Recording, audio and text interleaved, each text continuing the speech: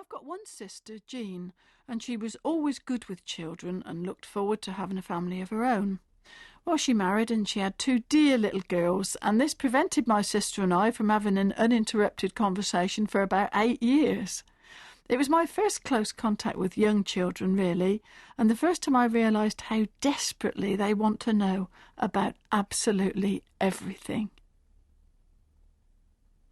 I don't want to go to school, Mum. I want to stay at home with my duck.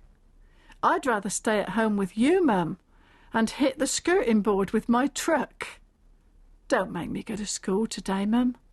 I'll sit here quiet on the stairs, or I'll sit underneath the table, scratching all the varnish off the chairs. Oh, I don't want to go to school, Mum, when I could be underneath your feet. It's shopping day, and we could go together, taking twice as long to get to Regent Street. And every time you stop to talk to someone, I won't let you concentrate, no fear. I'll be jumping up and down beside you, shouting, "Can I have some sweets, Mum?" in your ear. Or how about me doing a bit of painting? Or what about a bit of cutting out? Or sitting in the open bedroom window, body in and legs sticking out? Or what about us going up the park, Mum? Or how about me sitting at the sink? Or what about me making you a cake, Mum? And Mum, hey Mum, Mum, can I have a drink? Mum, what's that at the bottom of the cupboard? And Mum, what's in that bag you put down there? And hey Mum, watch me jump straight off the sofa. And Mum, whose dog is that stood over there? What you doing, Mum? Peeling potatoes? Oh, sit me on the drainer watching you.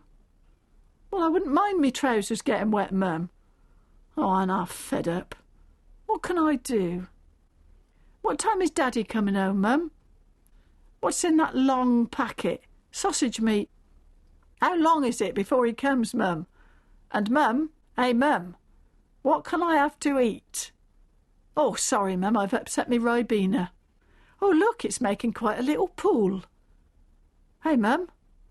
Hey, where are we going in such a hurry? Oh, Mum. Hey, Mum, you're taking me to school.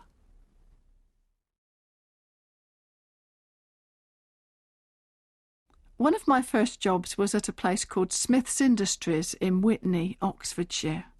I used to drive there every day past a wood called Hatford Warren.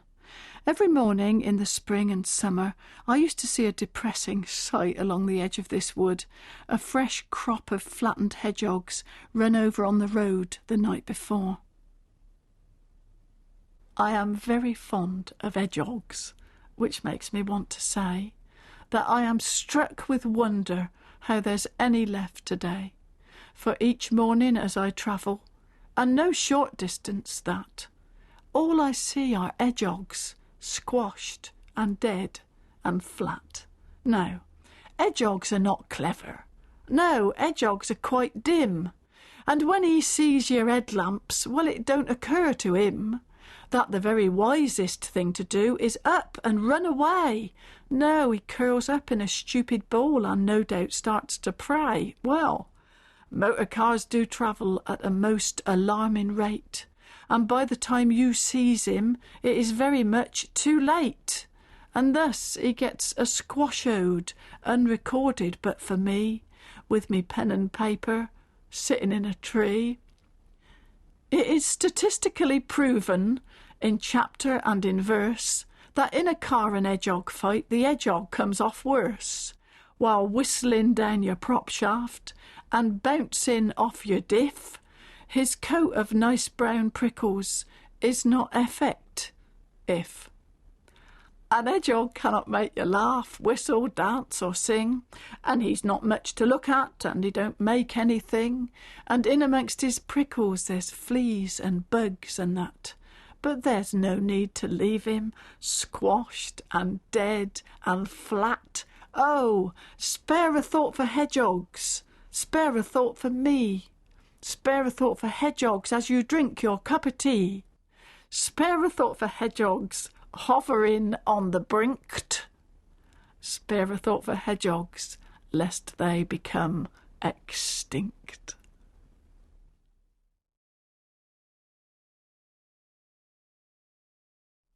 I was brought up in the Berkshire village of Stamford-in-the-Vale. I'm one of 6 children, and the food our mother gave us had to do 2 jobs. It had to be filling and it had to be economical.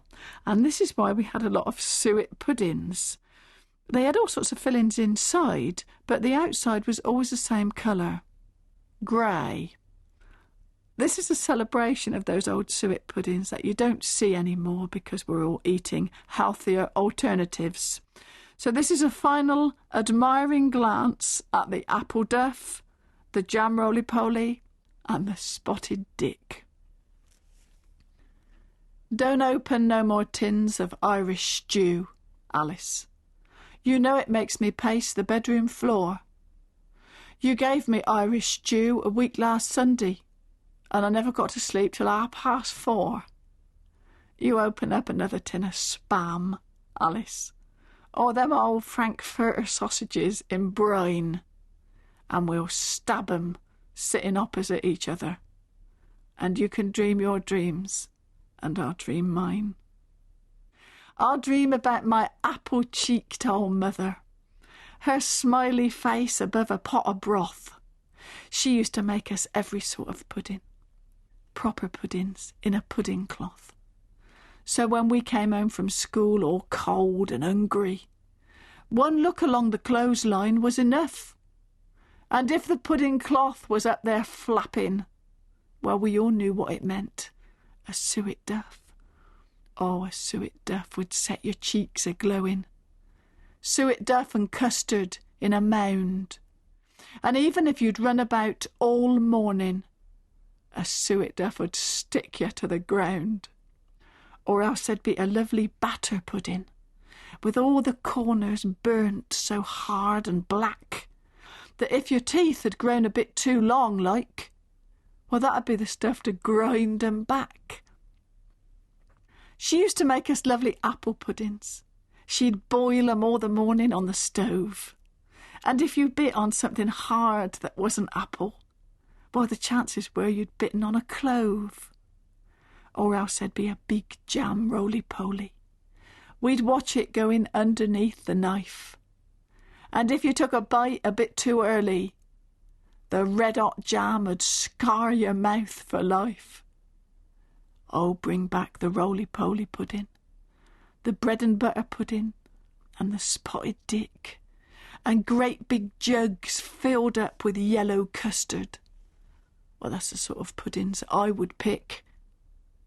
But here's the tube of artificial cream, Alice. I've cleaned the nozzle out, the hole's so fine, and we'll squirt it on our little pots of yoghurt, and you can dream your dreams, and I'll dream mine.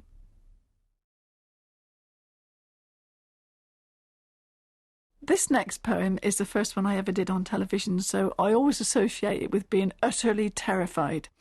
It's based on an experience I had at the Cotswold Wildlife Park, which is a kind of zoo near my home. At the Cotswold Wildlife Park in the merry month of May, I paid the man the money and went in to spend the day. Straightway to the pet's corner I turned my eager feet to go and see the rabbits and give 'em something to eat.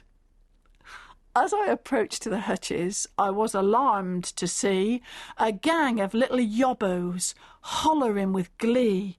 I crept up quiet behind them and weighed the scene up quick, and I saw them poke the rabbits, poke 'em with a stick.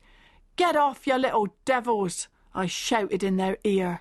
"Don't you poke them rabbits! That's not why they are here!" Well, I must have really scared 'em, for in seconds they had gone, and feeling I had done some good, I carried on along, till up beside the parrot's cage I stood to view the scene. Oh, they were lovely parrots, beautiful blue and green. In and out the nest box they were really having fun, squawking out and flying about, all except for one. One poor old puffed-up parrot clung grimly to his perch, and as the wind blew frontwards, backwards he would lurch, one foot up in